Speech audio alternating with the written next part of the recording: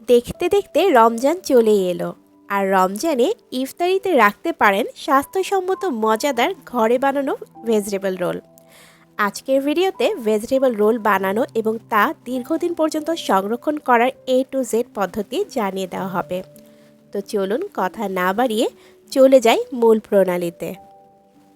আসসালামু আলাইকুম এভরিওয়ান, শখের রান্না চ্যানেলে আপনাদের সবাইকে ওয়েলকাম জানাচ্ছি।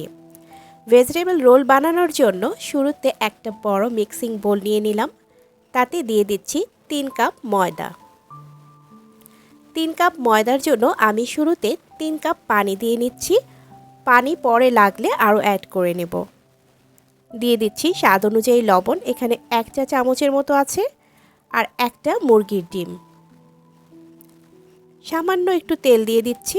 একটা হুইস্কের সাহায্যে খুব ভালোভাবে মিশিয়ে নিচ্ছি। এই কাজটা একটু সময় নিয়ে করতে হবে। যতটা সম্ভব ভালোভাবে ফেটিয়ে নিতে হবে। আর সবচেয়ে বেশি ভালো হয় ব্লেন্ডারে অথবা হ্যান্ড ব্লেন্ডার থাকলে তা দিয়ে কিছুটা সময় ব্লেন্ড করে নিলে। আমি মিনিট খানেকের মতো ব্লেন্ড করে নিয়েছি।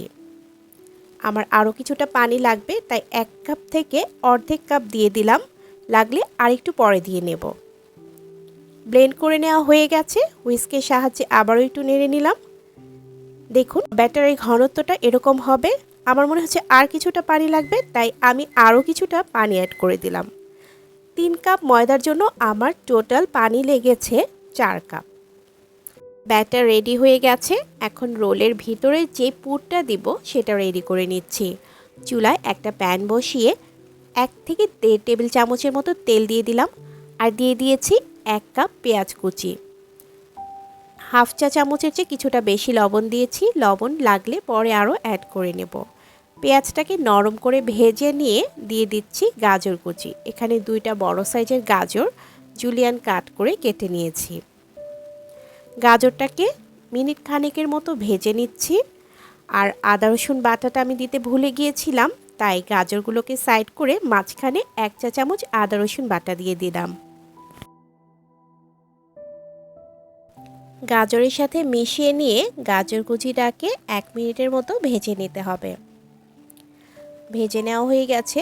এখন দিয়ে দিচ্ছি বাঁধাকপি। এখানে বড় সাইজের বাঁধাকপির 4 ভাগের 1 ভাগ খুব ভালোভাবে কুচি করে ধুয়ে নিয়েছি। একটা স্ট্রেনারে পানি যতটা সম্ভব ঝরিয়ে নিতে হবে।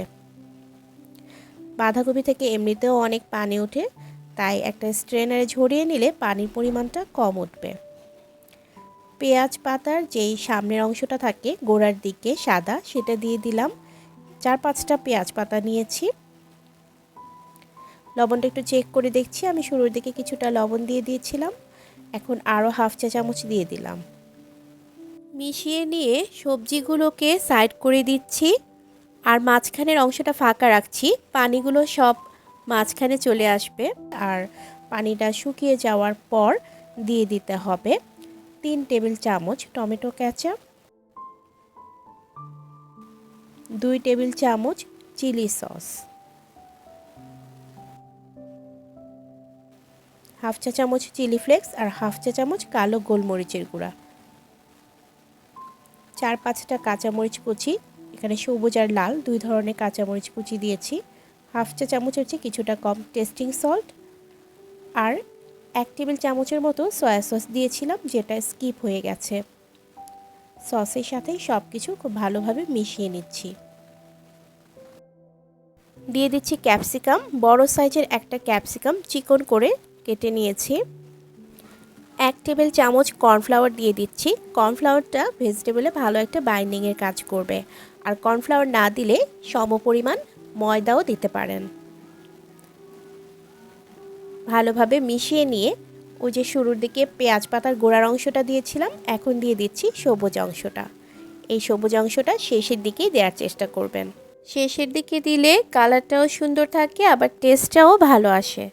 ভেজিটেবলটা হয়ে গেছে। নামানোর সাথে সাথে একটা ছড়ানো পাত্রে রাখতে হবে, নয়তো ভেজিটেবলের যে ক্রাঞ্চিনেসটা সেটা আর থাকবে না। এখন রোল বানানোর যে শিট সেটা বানিয়ে নিচ্ছি। চুলায় একটা তাওয়া বসিয়ে দিলাম। ননস্টিকি তাওয়া নিয়েছি। তাওয়াটা গরম করে ব্যাটার থেকে 1 চামচ করে দিয়ে দিতে হবে। আর এটা বলে বোঝানোর কিছু নেই, ভিডিওটা একটু লক্ষ্য করে দেখলেই বুঝতে পারবেন। দেখুন ননস্টিকি তাওয়াতে দেওয়ার কি সুবিধা, খুব সহজভাবেই কিন্তু উঠে এসেছে, স্প্যাচুলা দিয়ে কিন্তু তুলতে হয়নি।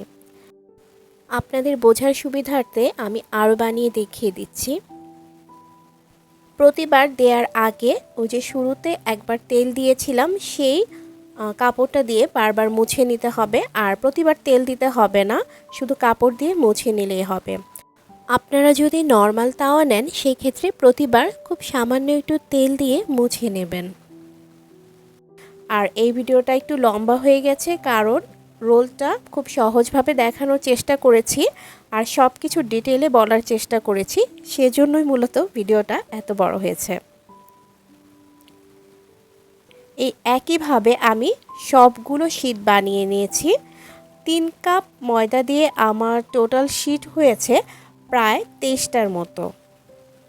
চুলা থেকে নামিয়ে গরম অবস্থায় শীটগুলোকে একটা ছড়ানো ট্রেতে রাখতে হবে। ঠান্ডা হয়ে যাওয়ার পর একটা প্লেটে একটার উপর একটা রাখতে পারেন, আবার চাইলে এই অবস্থায় একটা এয়ারটাইট বক্সে ফ্রোজেনও করতে পারেন। দেখুন শীটগুলো খুব বেশি মোটাও হবে না, আবার এতটাও পাতলা হবে না যে ছিঁড়ে যাবে। চলে যাচ্ছি পরবর্তী ধাপে। এখন একটা একটা করে রোল বানিয়ে নিতে হবে। সেজন্য শীট নিয়ে নিলাম আর তার ভেতরে 1 টেবিল চামচের মতো ভেজিটেবল দিয়ে দিলাম।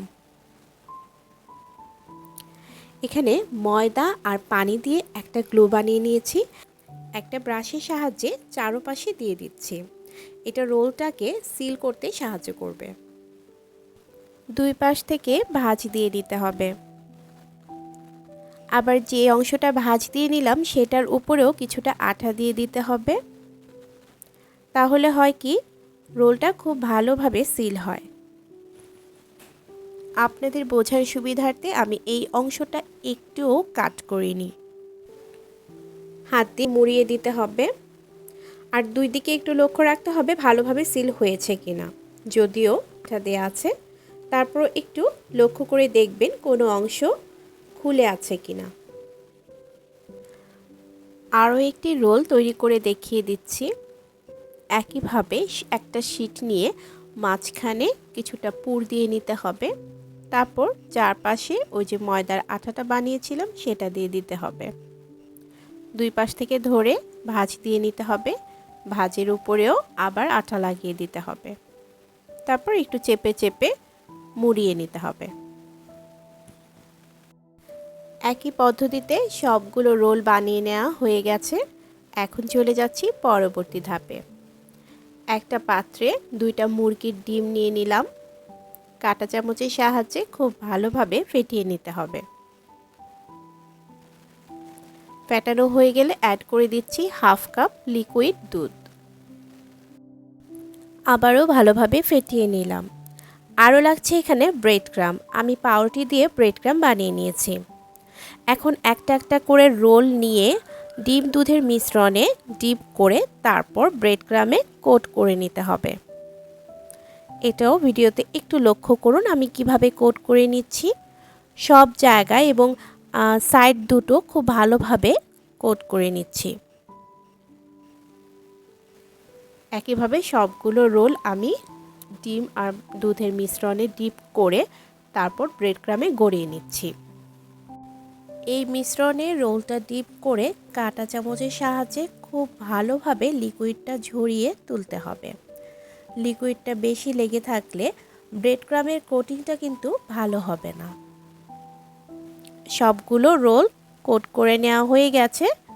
এই অবস্থায় আপনারা ডিপ ফ্রিজে অথবা নর্মাল ফ্রিজে সংরক্ষণ করতে পারেন। ডিপ ফ্রিজে এটা দীর্ঘদিন পর্যন্ত সংরক্ষণ করা যায়। আমি দেখিয়ে দিচ্ছি কিভাবে সংরক্ষণ করবেন। নিয়ে নিচ্ছি একটা এয়ারটাইট বক্স। এই এয়ারটাইট বক্সে নিচের দিকে একটা পলি বিছিয়ে তারপর একটা একটা করে রোল রেখে দিচ্ছি। একটু গ্যাপে গ্যাপে রাখতে হবে, একটা গায়ে আরেকটা যেন না লেগে থাকে। উপর থেকে আবারও একটা পলি বিছিয়ে দিচ্ছি। একটু মোটা ধরনের যে পলি সেগুলো নিতে হবে, আর খুব বেশি চেপে চেপে বা গাদা গাদা করে রাখার দরকার নেই, একটু ফাঁকা করে রাখলেই হবে। আর সবচেয়ে বেশি ভালো হয় একটা ছড়ানো ট্রেতে রোলগুলো ডিপ ফ্রিজে রেখে যখন কিছুটা শক্ত হয়ে যাবে তখন জিপলক ব্যাগে ভরে রাখলে।